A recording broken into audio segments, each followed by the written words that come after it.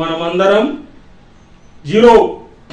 ఈ comment section లో దాన్ని దిగమాకండి. ఎందుకంటే నీకు తెలియదురా ఎర్రి, నీకేం తెలుసురా ఎర్రి.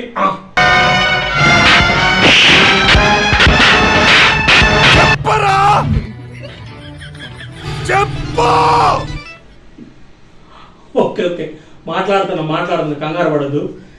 నేను ఒక చిన్న టాపిక్ మీద అయితే నాకు ఫన్నీగా అనిపించింది, దాని గురించి మాట్లాడదామని అయితే ఈ వీడియో చేస్తున్నా. ఏంటంటే మన తెలుగు సినిమాలో కానీ ఇంకా వేరే తమిళ్ కానీ హిందీ కానీ కొన్ని లాంగ్వేజెస్ సినిమాలో ఫైట్స్ లో అయితే నేను చూసింది ఏంటంటే అబ్జర్వ్ చేస్తా కొన్ని సినిమాలలో ఆ ఫైట్ సీన్లలో ఎట్లుంటాయి అంటే హీరో ఉంటాడు కదా, రౌడీలందరూ కత్తులు తీసుకొని పెద్ద పెద్ద రాడ్లు తీసుకొని ఉరుకొస్తా ఉంటారు. హీరో మాత్రం చేతుని గువి గుద్దుతా ఉంటాడు అనమాట. ఎందుక పోని విలన్ చేతులలో రాడ్లు తీసుకుని ఒక రాడ్ తీసుకుని ఆ రాడ్డుతో అందరిని కొట్టొచ్చుగా అంటే కొట్టడు. అసలు నా గురించి ఏమనుకుంటున్నారా మీరు? ఆ చేతిలోకి రాడ్ వచ్చిన ఒకడిని కొట్టి, మీరు అబ్జర్వ్ చేయండి, ఒకడిని కొట్టి ఆ రాడ్డు పడేస్తాడు, మళ్ళీ స్టార్ట్ చేస్తాడు చేత్తోని. అంటే హీరో అర్థం చేసుకోవాలి, సూపర్ మ్యాన్ అనమాట. మీరు అనవచ్చు అరే పిచ్చోడా అది సినిమా అలానే ఉంటది, హీరో 100 మందిని కొడతాడు కత్తులు లేకపోయినా ఏం లేకపోయినా ఒత్తి చేతులతో. విలన్ల దగ్గర పెద్ద AK-47 గన్లున్నా లేదంటే పెద్ద పెద్ద బాంబులున్నా సరే హీరో మాత్రం చేత్తోనే పోరాడతాడు.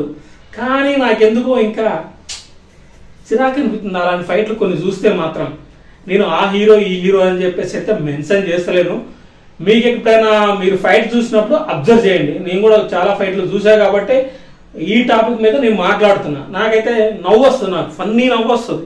నేను చూస్తూ ఉంటా, అమ్మయ్యా హీరోకి కత్తి దొరికిందిరా, వీళ్ళందరూ అయిపోయిర్రా బాయ్ అనుకుంటా. కానీ ఒకరిని నరికేసి అవతల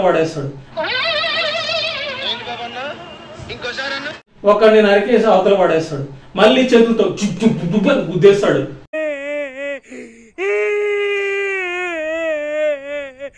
నాకు ఏడవాలో నవ్వాలో అయితే అర్థం కాదు. హీరో మనమందరం జీరో, ఆయన హీరో కాబట్టి అలానే చేస్తాడు ఫైనల్గా, అంతే కదా మనం అర్థం చేసుకోవాల్సింది.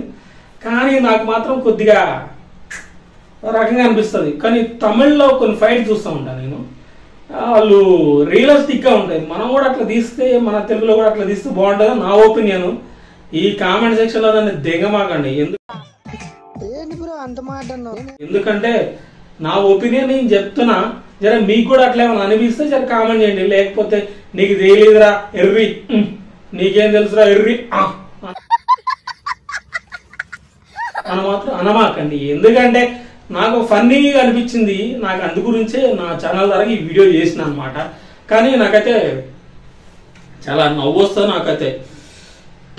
సో గైస్, మన ఛానల్ సబ్స్క్రైబ్ చేయండి, ఈ వీడియోకి లైక్ కొట్టండి, షేర్ చేయండి, కామెంట్ చేయండి. మీరు మాత్రం నాకు సపోర్ట్ చేయడం మాత్రం మర్చిపోకండి ప్లీజ్ అండి.